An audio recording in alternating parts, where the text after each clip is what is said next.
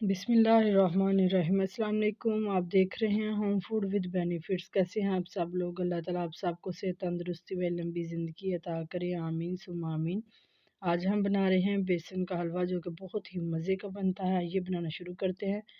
उसके लिए मैंने लिया है बेसन 1 कप, और इसको हम अच्छे तरीके से भून लेंगे। इतना भूनेंगे कि इसमें से भुने हुए चनों की खुशबू आना शुरू हो जाए।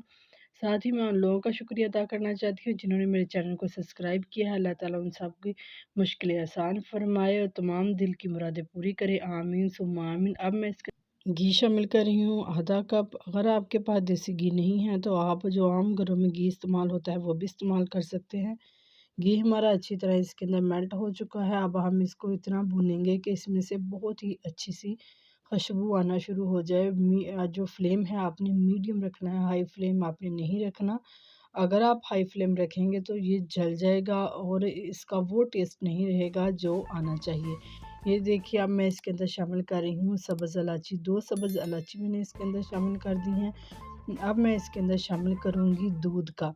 दूध इस गर्म होना चाहिए। ये देखिए, जो ही इसके अंदर दूध का मैंने शामिल किया तो ये फ्लफ़ी सा होना शुरू हो गया है और इकट्ठा होना शुरू हो गया है। इसी तरीके से आपका भी होगा। अगर आप गर्म दूध नहीं इस्तेमाल करेंगे, ठंडा दूध इस्तेमाल करेंगे तो गुठलियाँ बन जाएँगी और सही तरीके से हलवा नहीं बन पाएगा। इस तरीके से साथ-साथ हम दूध शामिल करते जाएँगे और साथ-साथ ही हम इसको खुश्क करते जाएँगे। अगर आप मेरे चैनल पर नए हैं तो प्लीज़ मेरे चैनल को सब्सक्राइब कीजिए, अपने दोस्तों रिश्तेदारों के साथ वीडियो को शेयर कीजिए। अब मैं इसके अंदर शामिल कर रही हूँ आधा कप चीनी का। चीनी का शामिल करने के बाद इस चीनी पानी छोड़ देगी और इसको हम पानी को भी खुश्क कर लेंगे। जो ही पानी खुश्क हो जाएगा, जो हमारा हलवा है वो ऑयल छोड़ देगा। उसका ये मतलब होगा कि जो हमारा हलवा है बिल्कुल रेडी हो चुका है और सर्व करने के लिए तैयार है। इसके ऊपर अब मैं बादाम शामिल करूँगी, कटे हुए बादाम शामिल करेंगे। वो मैं थोड़ा-सा ऑयल डाल के उनको मैंने उसके अंदर रोस्ट कर लिए थे, उसके बाद मैंने उनकी कटिंग कर ली थी। लेकिन जो किशमिश है उन उसको आपने रोस्ट नहीं करना, बल्कि उसको आपने इसी तरह ही रहने देना है। देखें, माशाल्लाह हमारे हलवा उसने घी छोड़ दिया है साइडों से। ये देखिए, पता चल रहा है कि इसने घी छोड़ दिया है। ये बिल्कुल अब रेडी हो चुका है। अब इस स्टेज पे आके इसके अंदर बादाम शामिल करेंगे।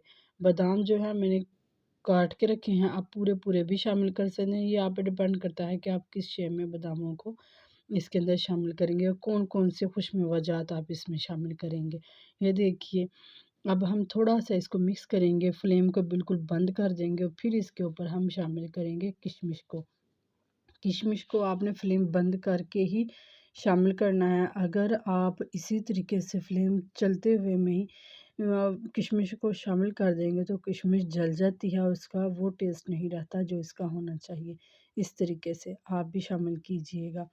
और अब हम इसको सर्व करते हैं कि प्यारे से बर्तन में। अब मैं इसको इस तरीके से सर्व कर रही हूँ। जब आपके घर अचानक से मेहमान आ जाए तो फटाफट आप बना के दे सकते हैं उनको। ये खाने में बहुत ही मज़े का लगता है। सर्दियों की आमद हो और हलवा ना बने, ये तो हो ही नहीं सकता। ये बहुत ही मज़े का लगता है। नाश्ते में भी बना के आप इसको खा सकते हैं, पराठे के साथ, नान के साथ, किसी भी चीज़ के साथ इसको आप खा सकते हैं। ये पराठे के साथ और नान के साथ बहुत ही खाने में मज़े का लगता है। एक डिफ़रेंट चीज़ लगती है खाने में, क्योंकि सूजी का हलवा तो हर घर में ही बनता है, लेकिन बेसन का हलवा बहुत ही कम घरों में बनता है। तो ज़रूर ट्राई कीजिए और कमेंट बॉक्स में बताइएगा कि जब आप लोगों ने बनाया आपका कितना मज़े का बना। अब मैं इस तरीके से इसके ऊपर पूरे-पूरे बादाम रख रही हूँ, आप काट के भी रख सकते हैं, लेकिन मैं इसलिए इसके ऊपर ही पूरे-पूरे बादाम रख रही हूँ कि ये खाने में बहुत ही क्रंची और मज़े के लगते हैं। अब एक और मैंने बर्तन लिया है, इस तरीके से उसके अंदर मैंने हलवे को डाल दिया है और इस तरीके से हम इसको सेट करेंगे। और किसी स्पून की मदद से आपने इसको दबाना है, दबा के इसको सेट कर लेना है और एक बर्तन के अंदर आपने इसको उल्टा लेना है। ये बहुत ही अच्छी शेप में आएगा। आप किसी भी शेप में इस तरीके से हलवे को सेट करके इस तरीके से सर्व कर सकते हैं, जिस तरीके से मैंने किया है। अब दोबारा से सेम इसको वैसे ही हम रेडी करेंगे जैसे दूसरी हमने बर्तन को रेडी किया था। इसके ऊपर भी हम बादाम डालेंगे और पूरे-पूरे बादाम डालेंगे। ये आप पे डिपेंड करता है कि आप जब बादाम डालेंगे तो किस तरीके से डालेंगे। इंशाल्लाह हम किसी नेक्स्ट वीडियो में फिर मिलेंगे। ओके, अल्लाह हाफ़िज़।